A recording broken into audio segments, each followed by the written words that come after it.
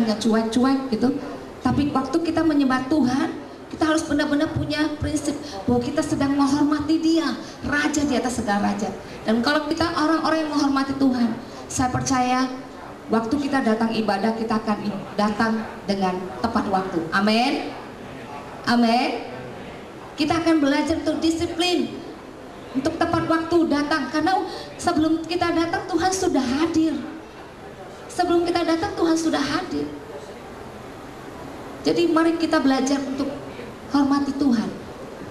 Dalam setiap ibadah apapun, mari kita belajar untuk tepat waktu karena kita menghormati Tuhan. Amin. Yang kedua, kalau mau mata Tuhan tertuju, kita harus menjadi bagian dari orang-orang yang takut akan Tuhan, orang-orang yang menghormati Tuhan. Coba cek diri kita, apakah kita sudah termasuk orang-orang yang takut akan Tuhan, orang-orang yang menghormati Tuhan. Dan yang ketiga, coba kita buka di dalam 2 Tawarik 16 ayat 9. 2 Tawarik 16 ayat 9.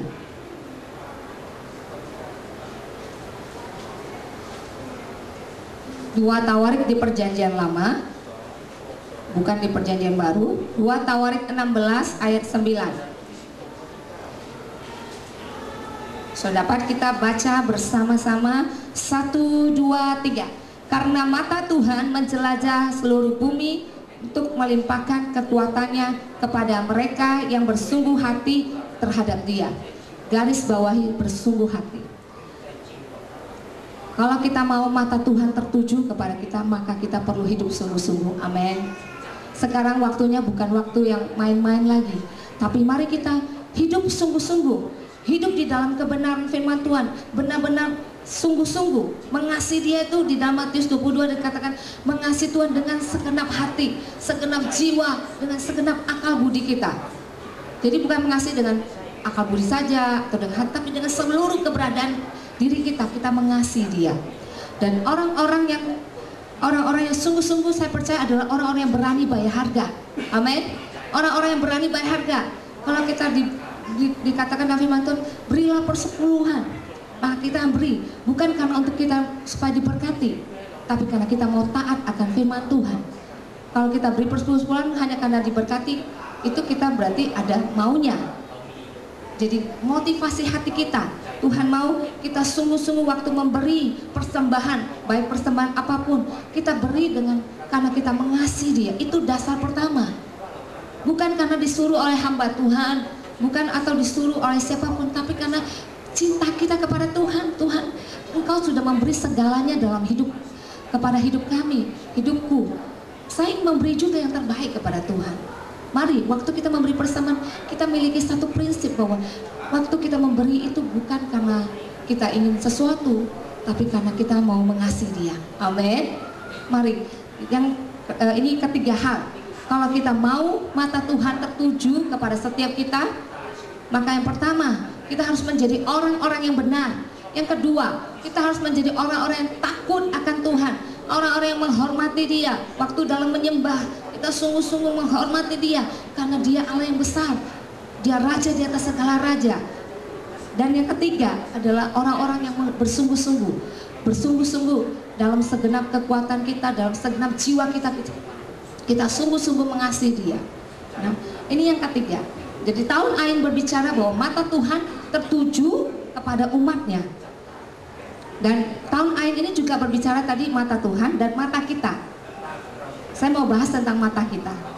Kita juga harus memperhatikan tentang mata kita. Coba kita buka dalam Matius 6 ayat 22.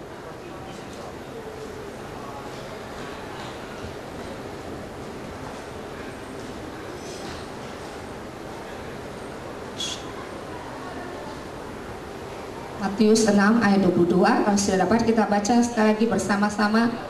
1, 2, ya. Mata adalah pelita tubuh. Jika matamu baik, teranglah seluruh tubuhmu. Sebagai orang percaya, kita perlu berhati-hati dengan mata kita. Kita harus senantiasa menjaga mata kita. Karena dari mata tuh ada istilah namanya dari mata turun ke hati. Karena mata kita ini sangat mempengaruhi seluruh kehidupan kita. Di sini di firman Tuhan dikatakan Jika matamu baik, maka teranglah seluruh tubuhmu. Berarti mata ini sangat mempengaruhi seluruh tubuh kita. Mata kita tahu fungsinya untuk melihat. Jika penglihatan kita baik, maka terang seluruh tubuh kita. Amin.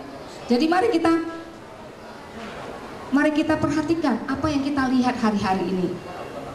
Hari-hari ini kita memperhatikan cara melihat kita, cara memandang kita. Cara memandang kita terhadap segala situasi. Seringkali kita mengalami kegagalan demi kegagalan karena kita tidak melihat dengan caranya Tuhan. Kita selalu pakai kacamata kita sendiri, tidak memandang seperti Tuhan memandang. Sekali-kali waktu masalah datang, waktu kita tidak memandang seperti Tuhan memandang, akibatnya apa yang kita alami? Kekecewaan, pahit hati. Yang ada kita menyalahkan orang lain. Karena masalah datang kita menyalahkan orang, karena kamu membuat aku seperti ini, karena siapa? Karena orang tua kita, saya jadi begini. Atau kita menyalahkan Tuhan sendiri juga. Kenapa Tuhan izinkan seperti ini? Kita marah kepada Tuhan karena kita tidak memakai kacamata Tuhan. Jadi hari ini mari kita perhatikan bagaimana kita melihat. Kita harus melihat seperti Tuhan melihat. Pernahkah Bapak Ibu Saudara bertanya kepada Tuhan waktu masalah datang dalam hidup kita? Kita pernah bertanya begini, Tuhan, kalau Tuhan lihatnya itu gimana sih? Masalahku ini gimana? Mari kita bertanya kepada Tuhan. Dengan demikian kita bisa melihat dengan caranya Tuhan, bukan dengan cara pandang kita sendiri. Amin. Sehingga kita mengalami kemenangan demi kemenangan dalam hidup kita. Makanya saya mengerti kenapa Paulus berkata di dalam Efesus 1 ayat 18. Coba kita baca Efesus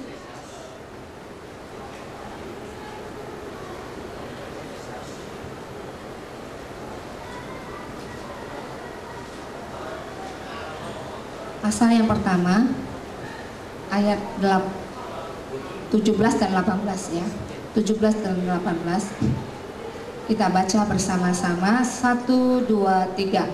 Dan meminta kepada Allah Tuhan kita Yesus Kristus, yaitu Bapa yang mulia itu, supaya Ia memberikan kepadamu roh hikmat dan wahyu untuk mengenal Dia dengan benar, dan supaya Ia menjadikan mata hatimu terang, agar kamu mengerti pengharapan apakah yang terkandung dalam panggilannya, betapa kayanya kemuliaan bagian yang ditentukannya bagi orang-orang kudus.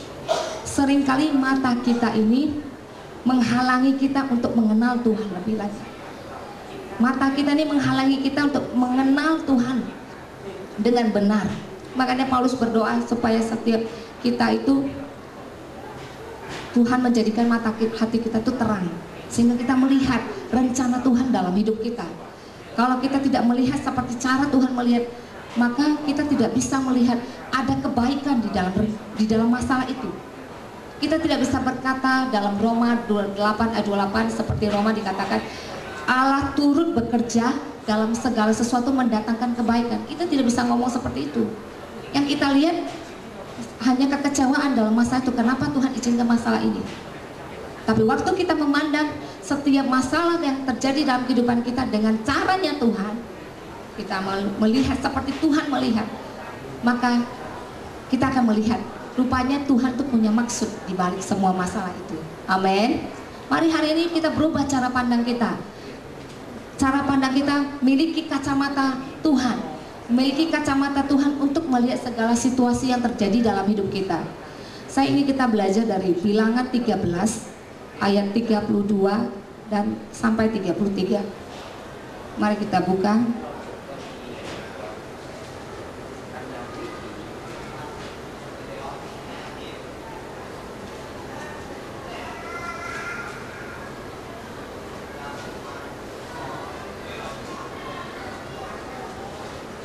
Kalau sudah dapat, Bilangan 13 ayat 32 sampai 33.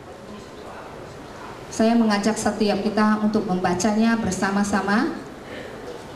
1, 2, 3. Juga mereka menyampaikan kepada orang Israel kabar busuk tentang negeri yang diintai mereka, dengan berkata, negeri yang telah kami lalui untuk diintai adalah suatu negeri yang memakan penduduknya, dan semua orang yang kami lihat di sana adalah orang-orang yang tinggi